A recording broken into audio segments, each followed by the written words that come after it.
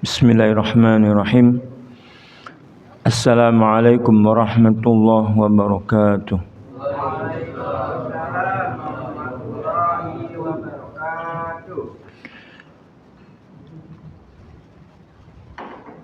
Innal hamdalillah nahmaduhu wa nasta'inuhu wa nastaghfiruh wa natubu ilaihi wa na'udzu billahi min syururi anfusina wa sayyiati a'malina.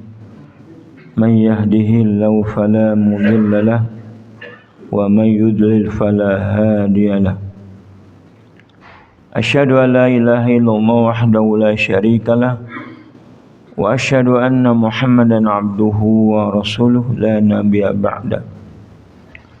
Allahumma shalli wa sallim wa barik ala nabiyyina Muhammad wa ala alihi wa sahbihi wa man tabi'ahu bi ihsan ila yaumiddin.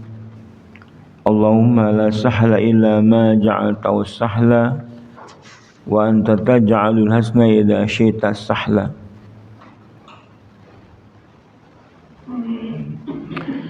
Ma'asyiral muslimin rahimakumullah. Usikum wa nafsi bittaqallah wa ta'atihi faqad faza man ittaqa. Yaqulu ta'ala fi kitabil karim. A'udzu billahi minasyaitonir rajim. Ya ayyuhalladzina amanu ittaqullaha haqqa tuqatih wa la tamutunna illa wa antum muslimun. Kita bersyukur kepada Allah Subhanahu wa taala di pagi hari ini, subuh hari ini kita membuka hari-hari kini, hari-hari yang kita lalui dengan bersujud kepadanya. Tidak banyak orang yang menyadari syukur itu diwujudkan dengan bentuk ibadah. Kalau kita termasuk di dalamnya, maka kita tambah bersyukur. Karena hidup ini yang tentukan adalah Allah Subhanahu wa taala. Ketika kita ditentukan menjadi bagian orang-orang yang sujud kepadanya, kita wajib bersyukur. Dengan bersyukur ditambah ketaatan, ditambah kebaikan, ditambah hal-hal yang mungkin kita tidak menyadari atau tidak memperkirakannya. Maka teruslah bersyukur. Mudah-mudahan kita menjadi orang yang disebut sebagai syakirin. Amin ya rabbal alamin. Salawat dan salam senantiasa tercurah buat Nabi kita Muhammad SAW yang telah diutus oleh Allah untuk seluruh manusia, membawa kebenaran dan petunjuk. Dia menerangkan yang batil itu apa, kemudian ditunjukkan kita ke jalan yang benar. Menerangkan jalan kegelapan itu apa, kemudian ditunjukkan kita ke jalan terang benderang. Insyaallah sampai akhir hayat kita istiqomah. Juga untuk keluarganya, para sahabatnya, kemudian para tabi'in, dan tentunya siapa yang terus tegak melaksanakan Islam, kita sampaikan sholawat kepada mereka hingga hari kiamat kelak. Jemaah yang berbahagia, langsung saja kita masih bicara tentang sihir.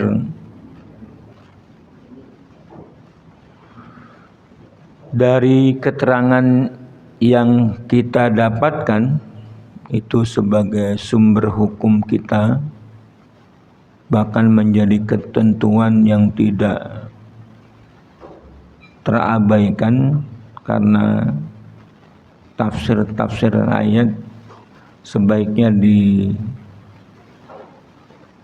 diserahkan kepada Rasulullah dan para sahabat serta para ulama.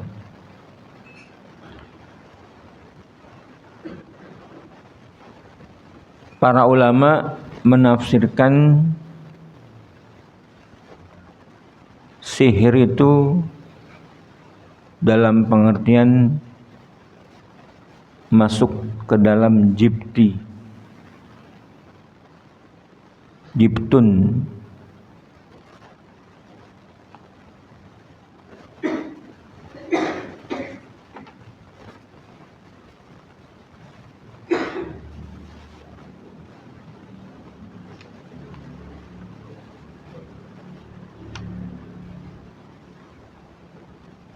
Alam tara ilal ladina utu nasiban minal kitabi yu'minuna bil jibti wat taghut. Tidakkah kamu perhatikan orang-orang yang diberi bagian daripada Alkitab? Mereka percaya kepada jibti dan taghut. Jibti adalah sihir dan taghut adalah syaitan. Orang-orang Yahudi biasa sekalipun sudah diberikan Alkitab berupa Taurat, mereka mempraktekkan hidup dengan beriman kepada sihir. Paling tidak jibti itu adalah sihir dan taghut adalah syaitan, diartikan oleh Umar bin Khattab radhiyallahu anhu.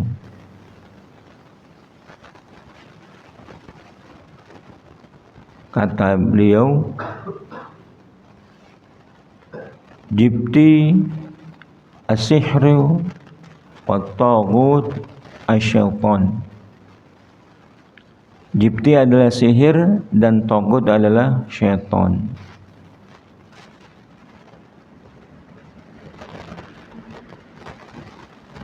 Begitu juga pendapat Jabir radhiyallahu anhu, at-tawaghit jamak dari taghut, at-tawaghit kuhan. Maksudnya apa? kana yanzilu alaihimu syaitan, karena togut itu ada disebut dukun karena dukun mereka berinteraksi dengan syaitan. Pada zaman dahulu di kaum musyrikin, masing-masing di dusun, masing-masing di desa, atau masing-masing tempat satu kaum berkumpul, qabilah, mempunyai satu dukun, kuhan. Nah, ini agak melebar. Saya mesti menerangkan kata taghut.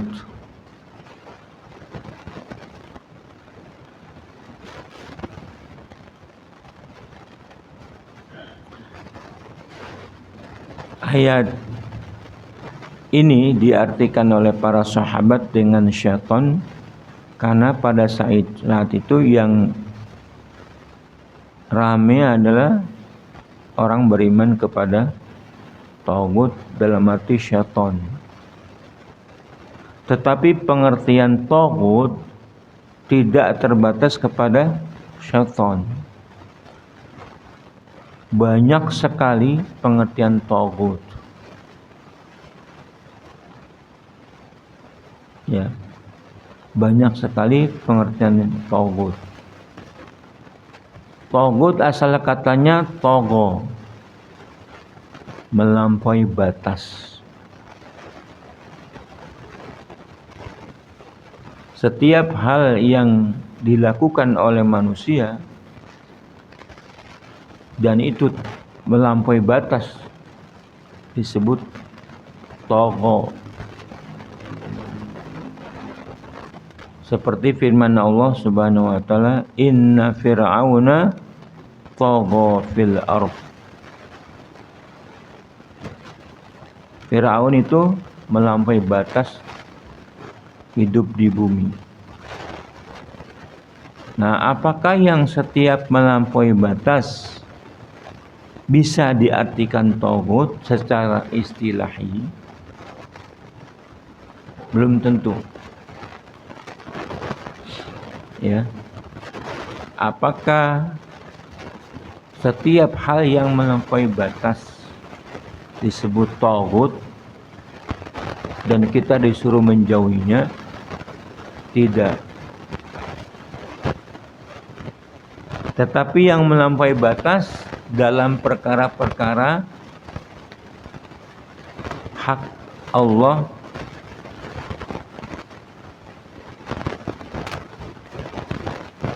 jadi manusia melampaui batas kalau dalam hubungannya hak Allah, padahal manusia tidak berhak. Itu namanya melampaui batas. Melampaui batas yang tidak mungkin disematkan kepada manusia karena itu adalah hak Allah Subhanahu wa taala. Apa yang melampaui batas ketika berhubungan hak ibadah? Nah, karena pengertian itu, maka taghut banyak dalam hubungannya hak Allah Subhanahu wa taala.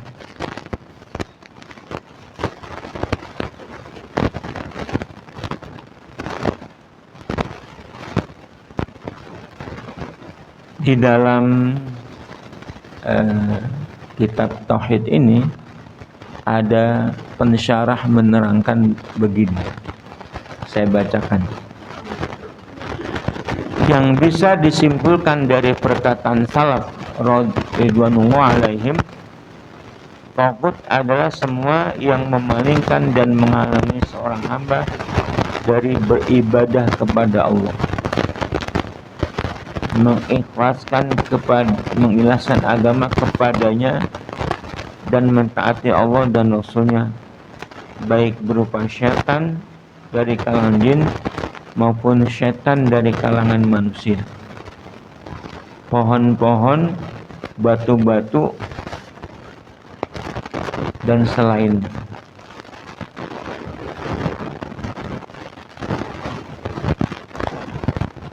Termasuk tagut adalah berhukum pada hukum-hukum asing dengan mengenyampingkan hukum Islam dan syariatnya yang mencakup segala hukum produk manusia untuk memutus perkara-perkara darah, pernikahan dan harta, dan untuk membatalkan syariat Allah berupa penegakan hukum had, pengharaman riba, zina, khamr dan lain sebagainya. Di mana undang-undang ini menghalalkan dan melindungi melalui kekuatan hukumnya dan para pelaksananya. Undang-undangnya sendiri sudah merupakan tagut. Letak dan pendukungnya juga tagut. Termasuk tagut adalah semua buku yang dikarang oleh akal manusia yang memalingkan manusia dari kebenaran yang dibawa oleh Rasul-Rasul, disengaja atau tidak disengaja. Itu adalah tagut. Jadi pengertiannya bukan syaitan saja. Nah, kenapa syaitan barisan iblis? Syaitan nggak pernah muslim. Syaitan nggak menjadi muslim. Iblis dan keturunannya, antek-anteknya, anak buahnya adalah syaitan dari kalangan jin. Mereka menyesatkan manusia untuk apa? Beribadah kepada Allah Subhanahu wa taala. Ya. Jadi jin itu yang sudah menjadi pengikut iblis, maka namanya syaitan.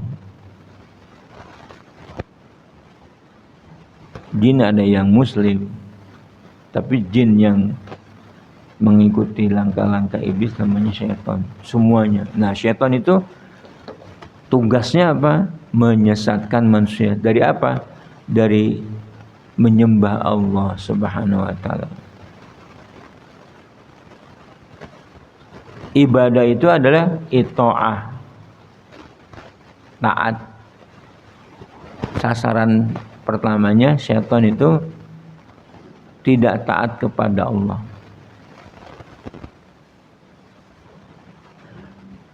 Nah, jadi tagut itu ada banyak.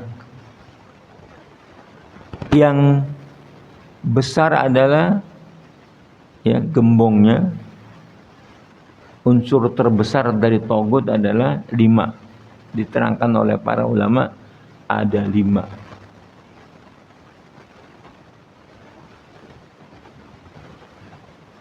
Yang pertama iblis.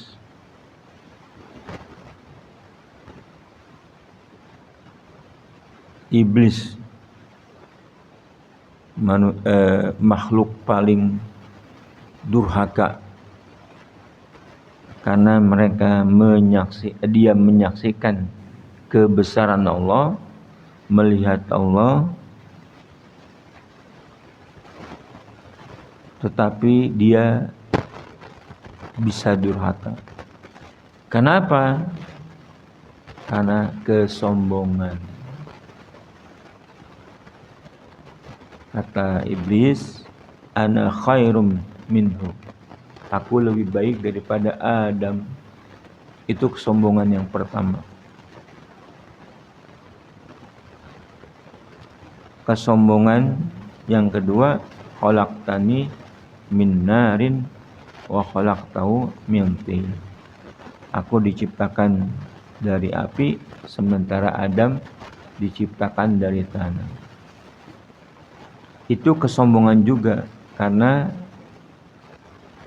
kesombongan bisa timbul karena ilmu yang salah. Dapat dari mana iblis bahwa api lebih baik dari tanah. Tidak diterangkan oleh Allah Subhanahu wa taala. Dan banyak fakta-faktanya, nggak usah pakai dalil, pakai logika, bisa diterangkan bahwa api nggak lebih baik daripada tanah. Dalam syariat, tanah bisa untuk bersuci, sementara api tidak. Sesuatu yang dijadikan oleh Allah Subhanahu wa taala sebagai sarana untuk beribadah, maka dia lebih baik.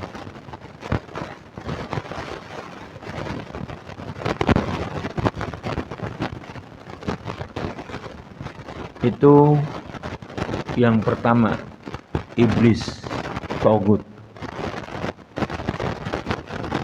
Yang kedua, orang yang mengklaim bisa mengetahui yang gaib.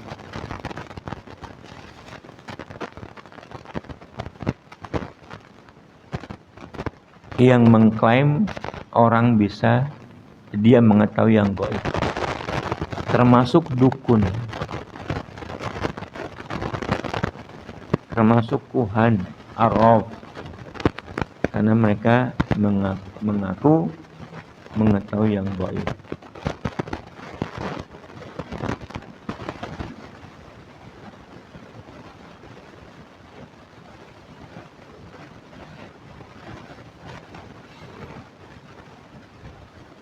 Yang ketiga, orang yang ridho disembah oleh Allah.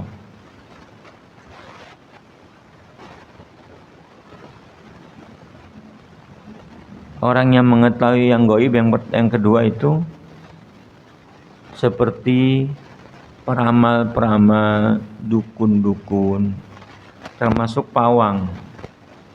Yang tahu yang gaib hanya Allah. Rasul saja tidak, kecuali Allah memberitahu. Illa man yartada min rasulin, kecuali siapa yang diridhoi dari Rasul. Alimul ghaib fala yudhiru ala ghaibi ahada illa man yartada min rasulin. Allah lah yang mengetahui yang gaib, tidak ditampakkan ilmu gaibnya kecuali tidak ditampakkan ilmu gaibnya kepada seorang pun, kecuali siapa yang diridhoi dari kalangan Rasul. Karena semuanya itu orang yang mengklaim, mengaku mengetahui yang gaib, sudah sangat jelas. Maka umat Islam kenapa masih percaya sama dukun?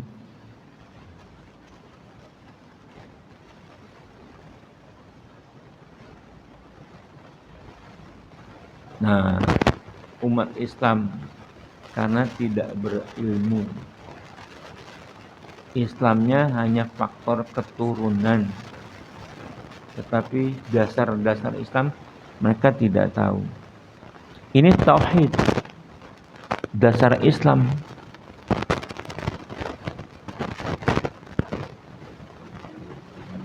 Nah, yang ketiga tadi, orang yang disembah oleh manusia. Dia tauhid karena ridho. Dia disembah oleh manusia, dia ridho membiarkan orang menyembah dia.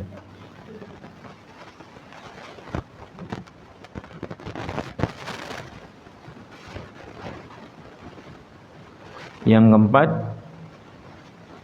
keempat,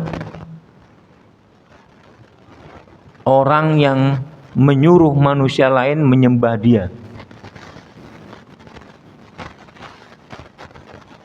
Ada unsur menyuruhnya.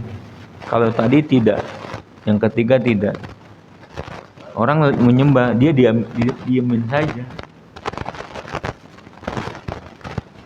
Kalau ini orang dia suruh manusia seperti Fir'aun. Disuruhnya kaumnya, rakyatnya untuk menyembah dia. Nah, yang kelima, ini banyak keterangan orang yang berhukum dengan hukum selain hukum Allah.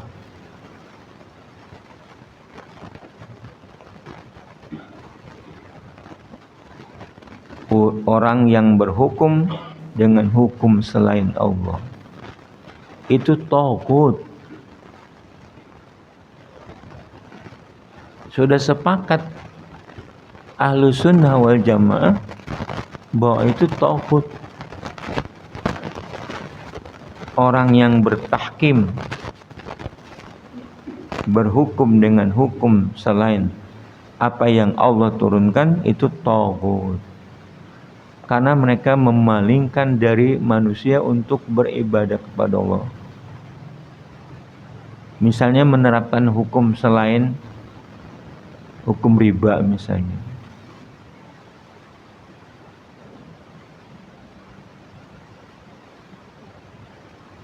Orang jadi tidak berhukum kepada Allah. Salah satu hak tauhid adalah berhukum kepada Allah Subhanahu wa taala.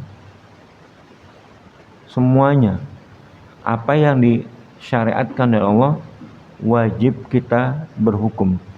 Kalau tidak, bisa penilaiannya Allah bisa kafir atau zalim atau fasik.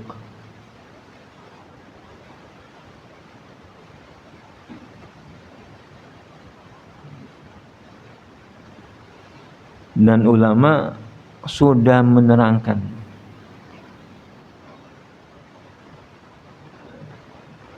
nah, bagaimana dengan konun yang dibuat oleh manusia dan nyatanya menggantikan hukum Allah, sengaja atau tidak sengaja. Tadi disebutkan sengaja atau tidak sengaja. Apalagi di mayoritas umat Islam yang mesti tunduk kepada syariat Allah Subhanahu wa taala.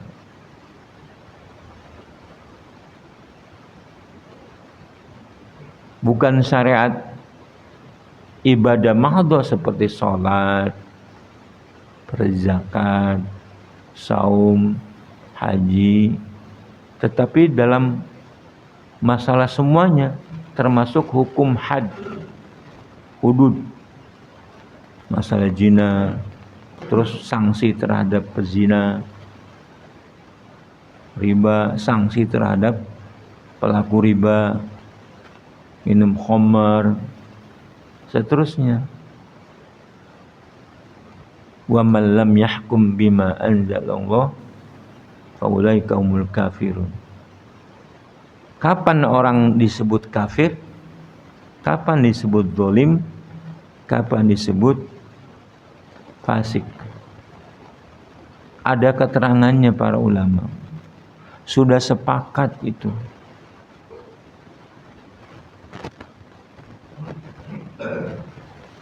Maka 5 poin ini sebagai gembongnya taghut. Banyak sekali yang lain-lain yang intinya apabila kita menjadikan tidak beribadah setulus-tulusnya, semurni-murninya kepada Allah, jalan yang ditempuh kita menghalangi, namanya taghut.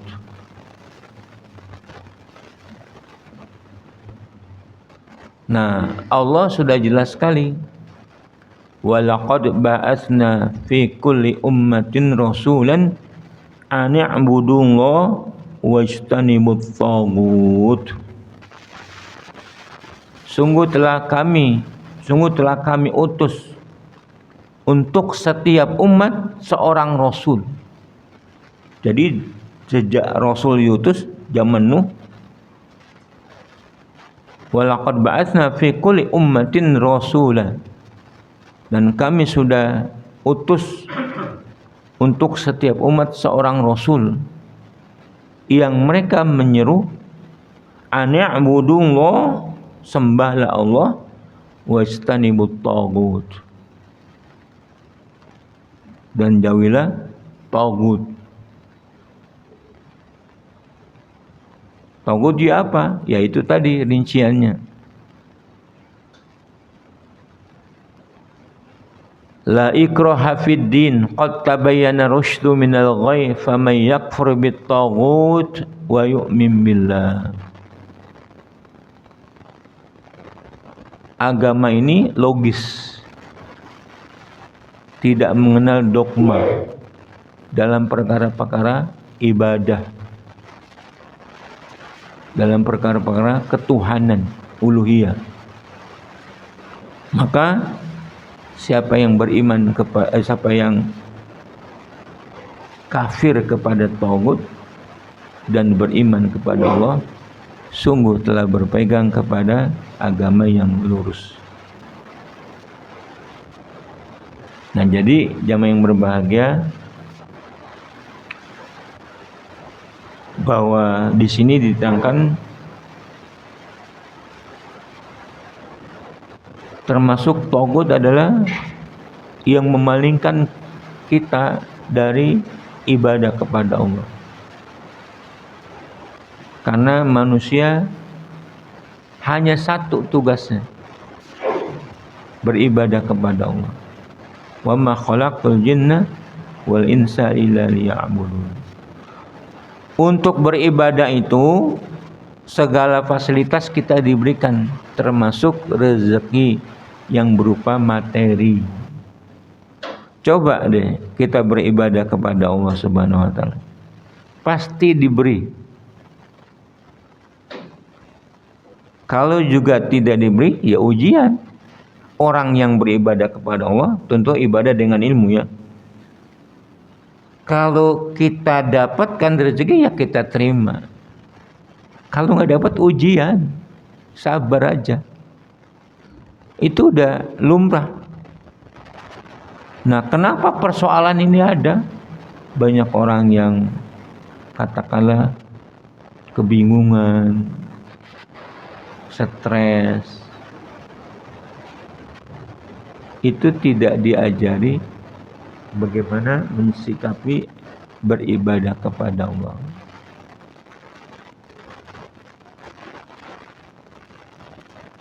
Nah, itu definisi tagut, ya, supaya kita tidak menyimpang pengertian tagut hanya diartikan sebagai syaitan atau iblis. Enggak.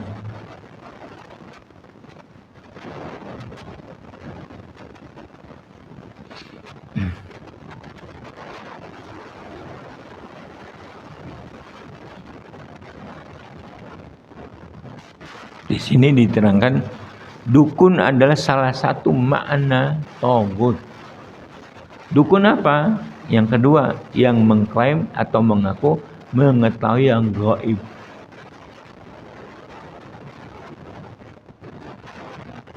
Kita disuruh menjauhi tagut. Maka tidak ada ceritanya orang Islam datang ke dukun, kecuali dukun beranak. Dukun beranak, dukun sunat. Nah, kenapa dukun disebut tagut? Karena yanzilu alaihimus syaitan, di mana setan turun kepada mereka dan mengabarkan kepada mereka berita-berita langit. Dulu benar setan, dulu benar. Yang diinformasikan selalu benar. Maka tagut pada dukun pada zaman dulu bisa hebat sekali.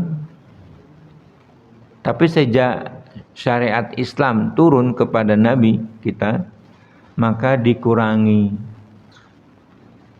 Bahkan Nabi bersabda, 100 informasi diberikan oleh syaitan, 99-nya dusta.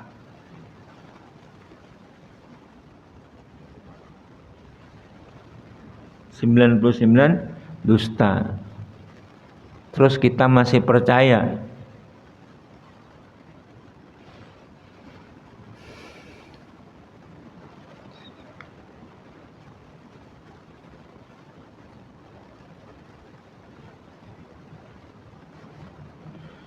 Itu setan, dukun itu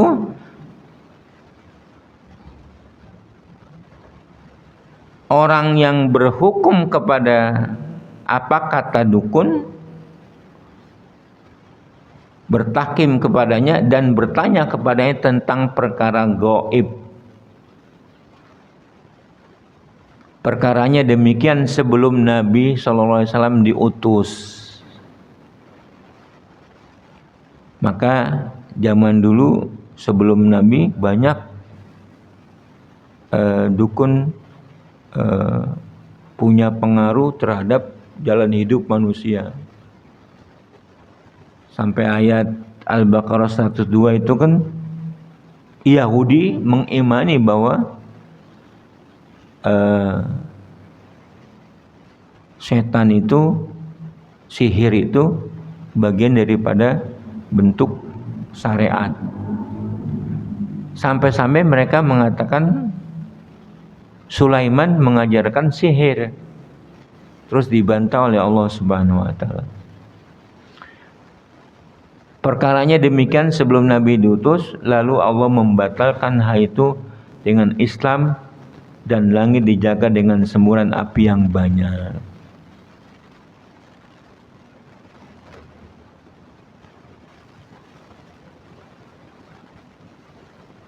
Maka setan tidak lagi dapat mencuri berita langit, karena sudah dibatalkan oleh Allah sejak diutusnya Rasulullah SAW. Ya. Kemudian yang perlu dibahas juga di sini adalah hadis Rasulullah SAW. Wa Nabi Hurairah radhiyallahu anhu anna Rasulullah SAW qala ijtanibus sab'al mubiqat. Qalu ya Rasulullah wa ma hun? Qala asyirku billah wa sihr wa qatlu nafs allati haramallahu illa bil haqq wa aklu riba wa aklu malal yatim wa tawalli yaumaz zahfi wa qadful muhsanatul ghafilatil mu'minat.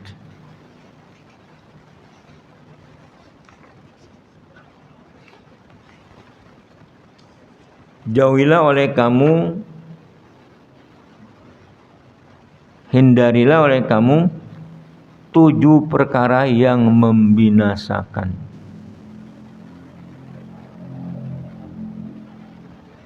Apa itu?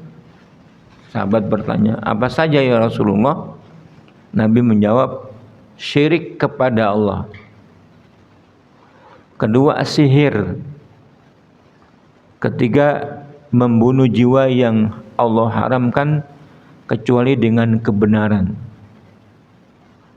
Memakan riba, memakan harta anak yatim. Yang keenam, melarikan diri dari medan perang. Ketujuh, menuduh wanita-wanita yang terjaga, yang lalai lagi beriman. Nah, dalam keterangan ini perlu disampaikan bahwa bukan 7 saja perkara yang harus kita hindari, tapi penyebutan 7 di sini perkara-perkara sebagian yang patut kita hindari.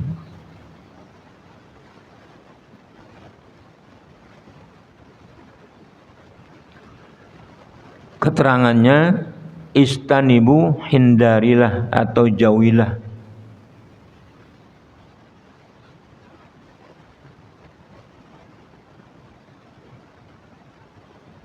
Dalam larangan Allah, tinggalkanlah, ada, jauhilah.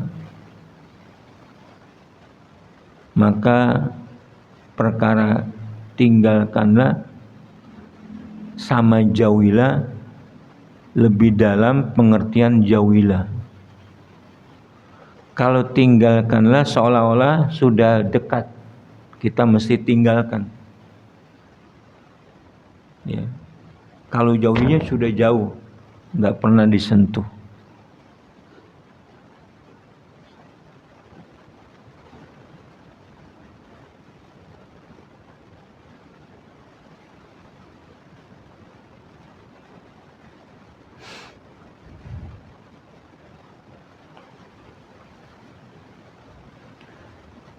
Istanibu sab'al mubiqat. Mubiqat itu apa? Mubiqat adalah perkara yang mencelakakan.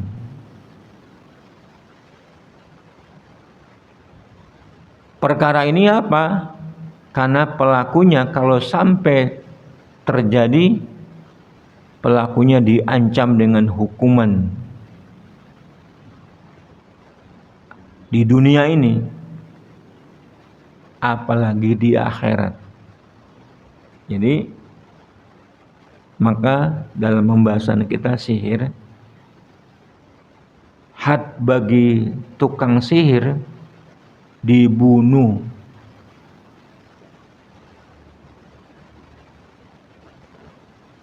Dan tidak dimintakan taubat lebih dahulu.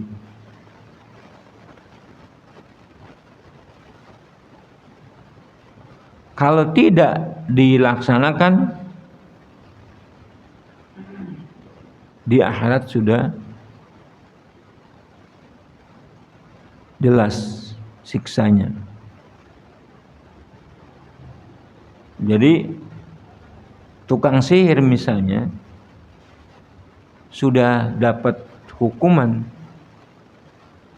di dunia dengan ditegakkannya had, di akhirat lebih-lebih. Apakah kalau sudah ditegakkan di dunia enggak ada hukumannya di akhirat? Enggak. Hukumannya masih ada sekalipun di dunia sudah dilaksanakan. Beda dengan dosa-dosa yang lain.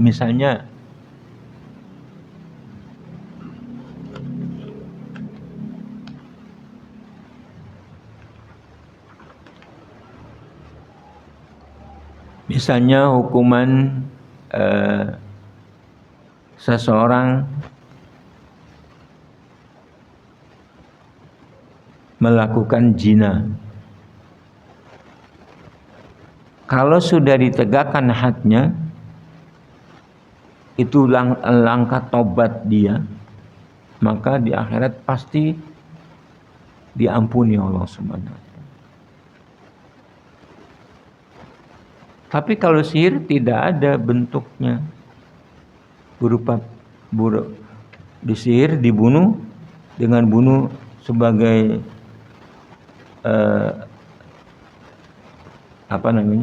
sebagai pelaksanaan hukuman di dunia, di akhirat tidak ada, tidak terjadi. Ya. Kalau dia masih melakukan sihir, dibunuh langsung.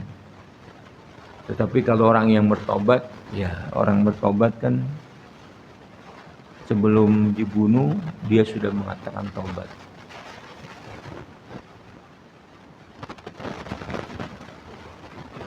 Nah, kalau dia tukang sihir sampai mati dibunuh, di akhirat dapat ancaman siksa.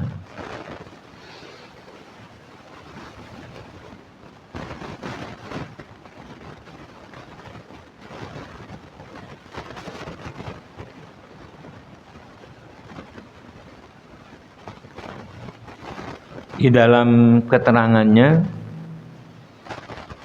bahwa 7 perkara ini bukanlah semata 7 bilangan 1, 2, 3, 4, 5, 6, 7. Bahkan Ibnu Abbas berkata ia lebih banyak dari 70 yang perkara yang harus dijauhi. Dalam riwayat lain ia lebih dekat kepada 70-an atau 700-an.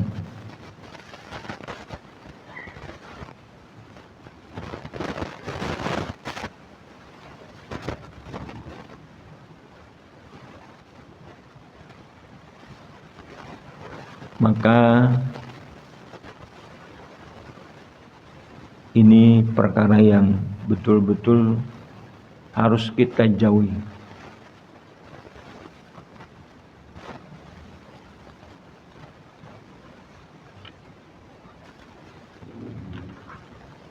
Nah, sihir dalam hadis ini dimasukkan tersebut sebagai kelengkapan yang 7 itu, maksudnya sihir. Sihir itu apa? Sudah diterangkan. Terus wa qatlun nafsal lati haramallahu illa bil haqq. Membunuh jiwa yang Allah haramkan. Tetapi dengan cara yang tidak benar. Tapi ada membunuh manusia dengan jalan yang benar dong. Ada 3 cara membunuh manusia dengan alasan yang benar. Yang pertama adalah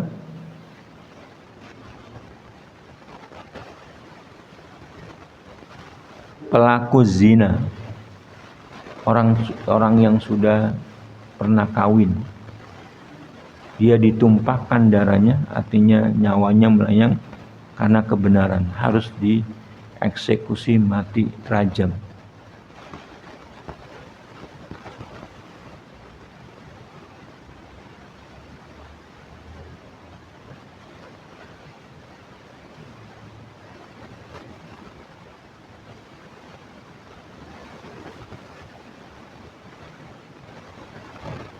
Terus yang kedua,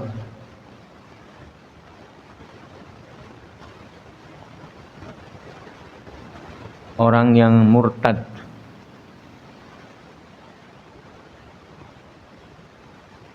Itu dibunuh ya, dengan disuruh tobat dulu. Yang ketiga adalah kisos. Kisos karena dia membunuh orang, maka darahnya jadi halal. Itu membunuh yang benar menurut Allah Subhanahu wa taala. Jemaah yang berbahagia, ini masih banyak kita terangkan. Mungkin sementara sampai sini dulu kita akhiri.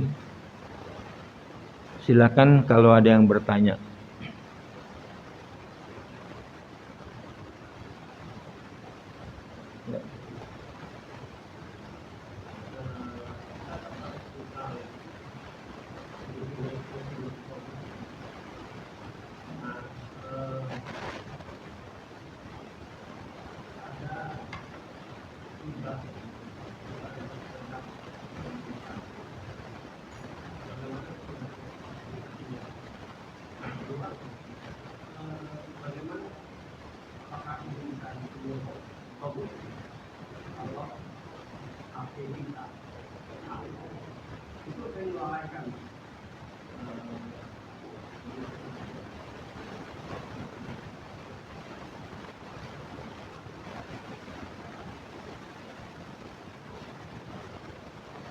Riba.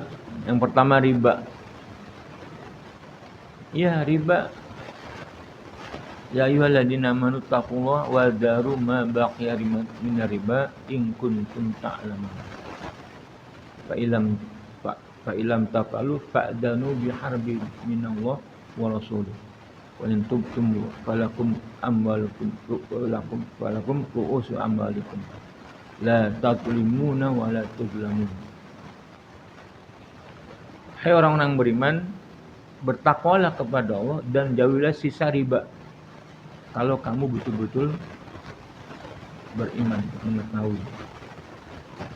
Kalau kamu tidak lakukan menjauhi riba, maka siap-siaplah Allah bermusuhan dan Rasulnya sama kamu. Kita dimusuhi oleh Allah kalau masih menerapkan riba.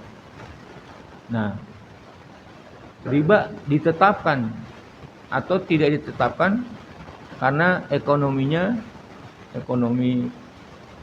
barat sekuler. Kita yang bisa kita lakukan adalah menjauhi riba, berhenti dari praktek-praktek riba.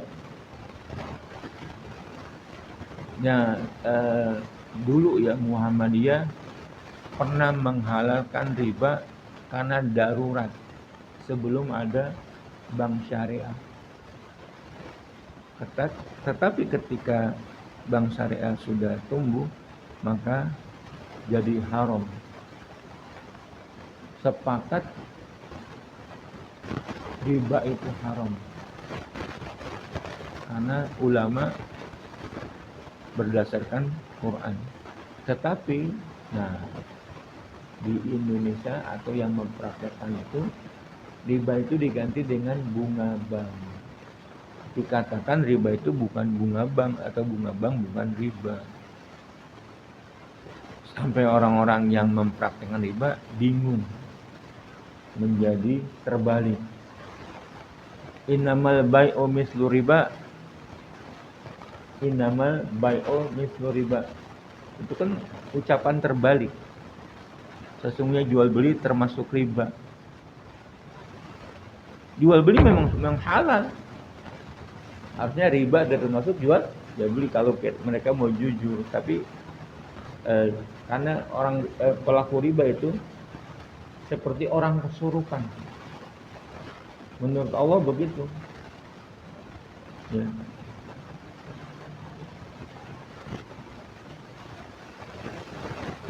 La yaqumu illa kama yaqumul ladzi yatakhabbatu syaitanu minal mas.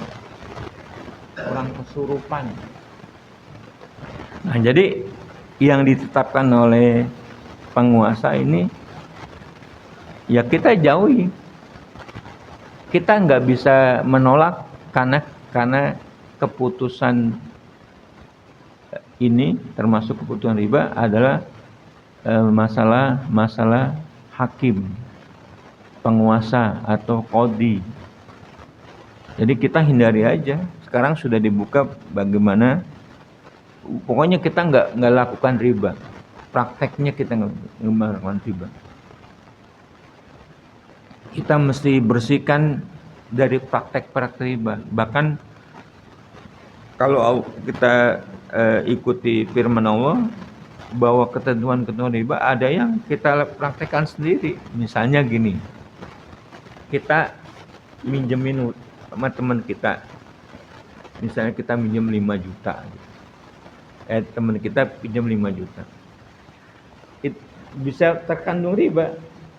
Dia kan kembalikan nanti 5 juta juga. Kalau dia minta lebih, kita minta lebihkan, itu namanya riba. Tetapi dengan pinjam 5 juta, kita merasa patut dilayani sama dia. Termasuk riba juga itu. Karena kita merasa karena kamu punya utang sama saya, boleh dong saya dilayani apa gitu. Itu termasuk riba dalam pengertiannya. Karena kita minta dilayani karena alasan dia punya utang 5 juta. Kalau tidak punya utang, kan kita nggak minta dilayani. Itu termasuk riba. Jadi yang sudah diputuskan dan kita tidak punya kuasa untuk merubahnya kecuali dengan berjamaah atau dengan aksi kita lakukan, kita tidak bisa, kita hanya bisa sudah jadi sebaiknya kita hindari. Kita tidak mempraktekkan riba.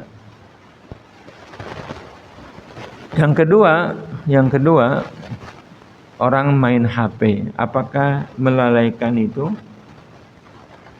Iya, pengertiannya togut juga, tapi bukan istilahi. Secara bahasa yang melampaui batas itu namanya togut. Falamma taghal ma'u hamalnakum fil jariyah. Ketika air sudah melampaui batas, melebihi yang ada di bumi, itu namanya togo.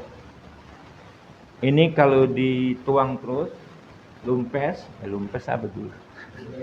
Luber. Nah itu lubernya itu togo. Nah, karena dia tidak mayoritas menghalangi dia secara keseluruhan sehingga orang ini tidak jadi beribadah, mungkin HP hanya menunda sholat, hanya yang kecil-kecil itu melalaikan. Tapi kalau semuanya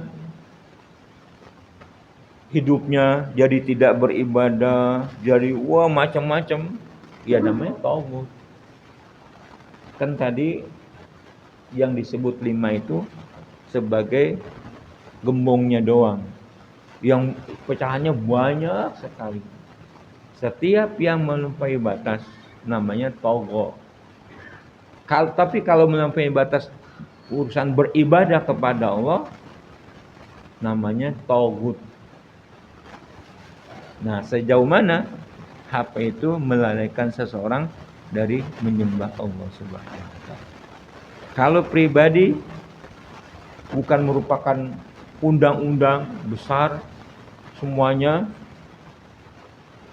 misalnya pemerintah, rakyat Indonesia gunakanlah HP. Nah, ditaati semuanya, HP itu jadi togut. Tapi kalau orangnya bisa milih, ya ini sholat zuhur misalnya jam 11:30, nanti sholat zuhurnya jam 2 saja, terus main HP, ya itu enggak. Kalaupun dia enggak sholat, tapi sebagai muslim bukan togut itu. Karena masih ada hal-hal yang dikerjakan untuk beribadah. Allah a'lam bishawab. Yang lain? Ya.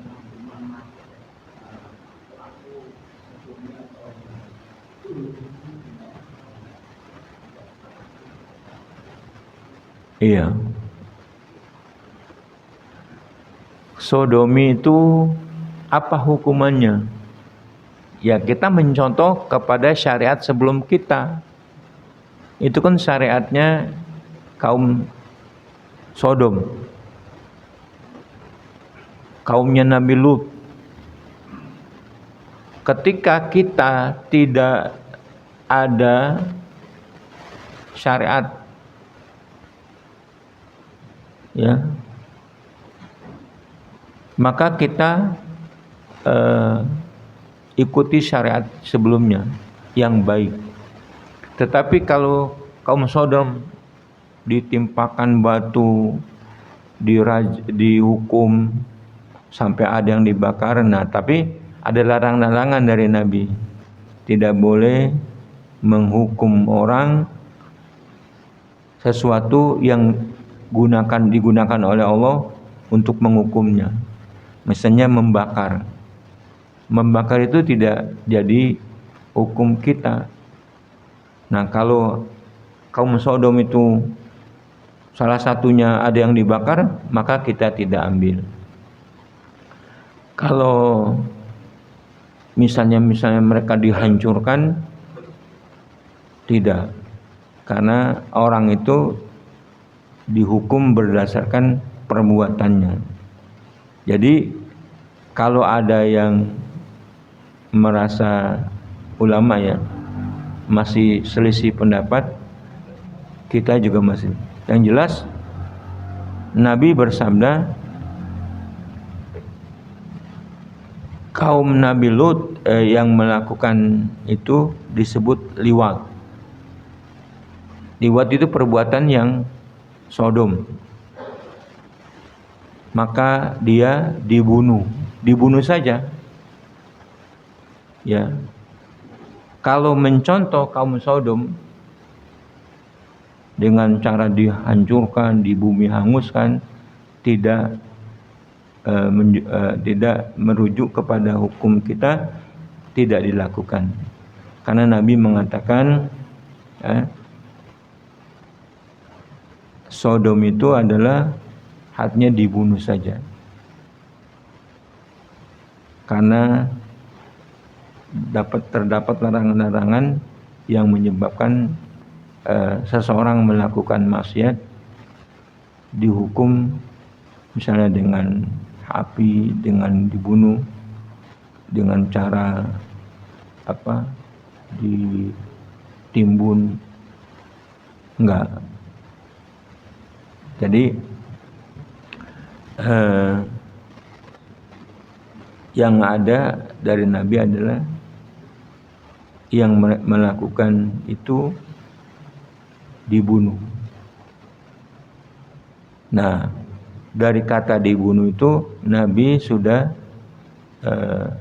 membatasi, tidak dilakukan seperti orang-orang itu. Kecuali kalau Allah yang melakukan. Misalnya satu desa ditimbun sama Allah, memerata, hilang, dibenamkan oleh laut, dibenamkan oleh Allah Subhanahu wa taala. Itu Allah yang melakukan, kita tidak bisa menghindari. Tetapi institusi Islam, ketika orang terbukti melakukan Sodom, apa yang dilakukan? Dibunuh. Itu saja. Wallahu a'lam bishawab. Cukup ya.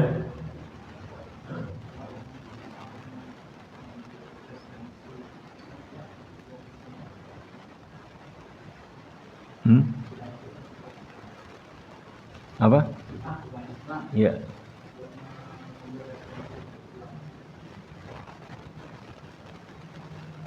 Ya ulama kita masih banyak.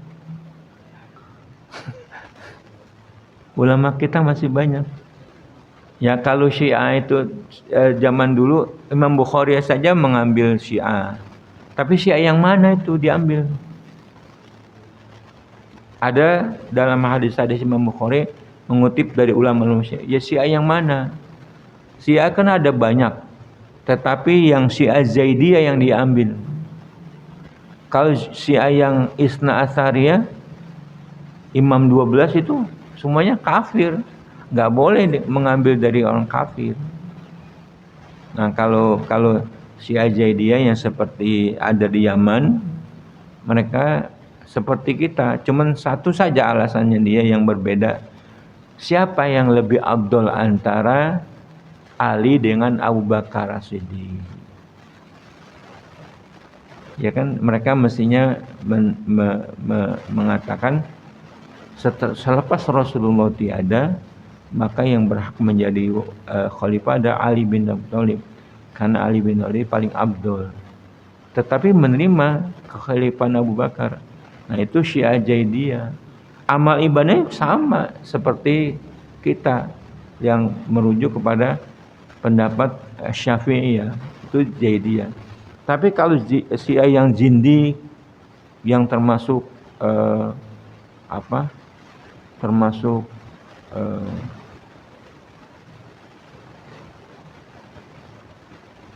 jindik itu tidak termasuk. mereka kafir disifat diklaim oleh ulama, diperintahkan, dikatakan oleh ulama, maka Syiah yang 12 itu kafir, bukan dari Islam. Gitu ya. Iya, Pak.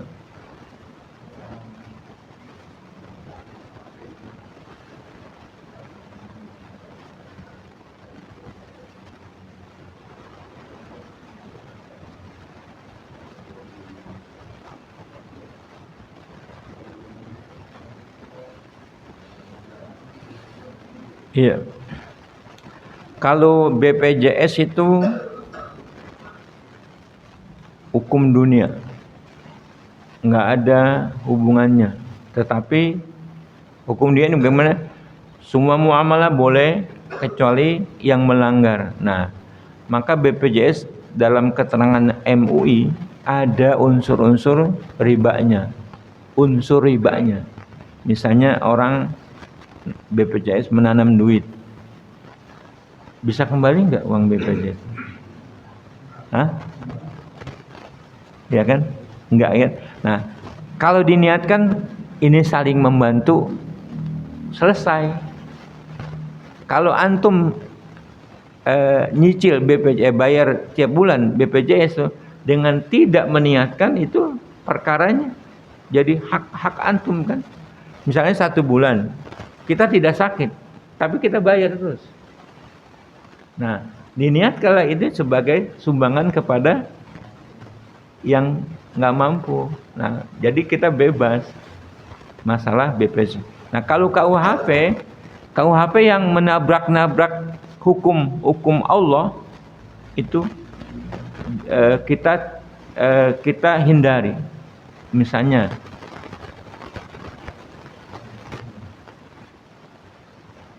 kita hindari ya. Karena untuk merubahnya bukan kita. Kita sebagai objek. Itu perbuatan hakim. Hakim itu penguasa, pemerintah, qadhi, itu hakim yang memutuskan undang-undang. Nah, perbuatan hakim kalau seandainya bertentangan dengan hukum Allah, kita semaksimal menghindari. Misalnya gini, dari KUHP lahirlah undang-undang riba, gitu kan? Dari KUHP ada undang-undang riba. Nah, riba itu kan udah produk di atas. Kita tidak tidak berwenang melakukan perubahan kecuali kita diputuskan oleh hakim. Nah, hasil undang-undangnya itu kita hindari, maka kita tidak kena. Tetapi yang membuat undang-undang, hakim, qadhi, penguasa, kena dia. Kalau dia niatnya bahwa undang-undang ini lebih abdul hukum Islam, lebih abdul dia mengatakan, tetapi ini saya lakukan ini undang-undang, tapi saya tidak rela, dia kufur asghar. Hanya maksiat kufur.